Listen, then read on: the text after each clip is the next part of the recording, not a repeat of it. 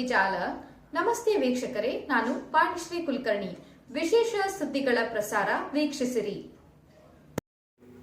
ಭೀಕರ ಅಪಘಾತ. ಕುಂಭಮೇಳಕ್ಕೆ ತೆರಳಿದ್ದ ಗೋಕಾಕ್ನ 6 ಮಂದಿ ಸಾವು.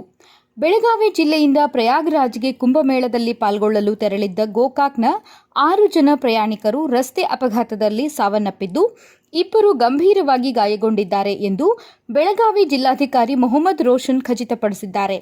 ಮೃತಪಟ್ಟವರನ್ನು ಗೋಕಾಕ್ ನಗರದ ಲಕ್ಷ್ಮೀ ಬಡಾವಣೆಯ ನಿವಾಸಿ ಬಾಲಚಂದ್ರ ನಾರಾಯಣ್ ಗೌಡರ್ 50, ಹುಕ್ಕೇರಿ ತಾಲೂಕಿನ ಹತ್ತರಗಿ ಪೋಸ್ಟ್ ವ್ಯಾಪ್ತಿಯ ಆನಂದಪುರದ ಸುನಿಲ್ ಬಾಲಕೃಷ್ಣ ಶೇಡ್ಶ್ಯಾಳ್ 45, ಗೋಕಾಕ್ದ ಗೊಂಬಿಗುಡಿ ಬಡಾವಣೆ ನಿವಾಸಿ ಬಸವರಾಜ್ ನೀರ್ಮಾದಪ್ಪ ಕುರ್ತಿ 63, ಗೋಕಾಕ್ ಗುರುವಾರಪೇಟೆಯ ಬಸವರಾಜ್ ಶಿವಪ್ಪ ದೊಡಮನಿ 49, ಗುರುವಾರಪೇಟೆಯ ನಿವಾಸಿ ವಿರೂಪಾಕ್ಷಪ್ಪ ಚನ್ನಪ್ಪ ಗುಮತಿ 61 ಹಾಗೂ ಗೋಕಾಕ್ ಮೂಲದ ಸದ್ಯ ಗುಳೇತಗುಡ್ಡ ತಾಲೂಕಿನ ಕಮತಗಿಯ ಈರಣ್ಣ ಶಂಕರಪ್ಪ ಶೇಬಿನಕಟ್ಟಿ 27 ಮೃತರು.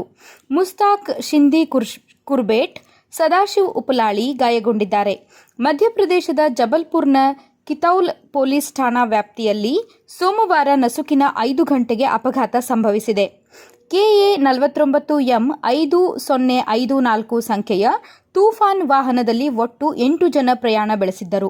ಅವರಲ್ಲಿ 6 ಜನ ಮೃತಪಟ್ಟಿದ್ದು, ತೀವ್ರವಾಗಿ ಗಾಯಗೊಂಡ 2ರನ್ನು ಜಬಲ್ಪುರ್ ಜಿಲ್ಲಾಸ್ಪತ್ರೆಗೆ ದಾಖಲಿಸಿ ಚಿಕಿತ್ಸೆ ನೀಡಲಾಗುತ್ತಿದೆ.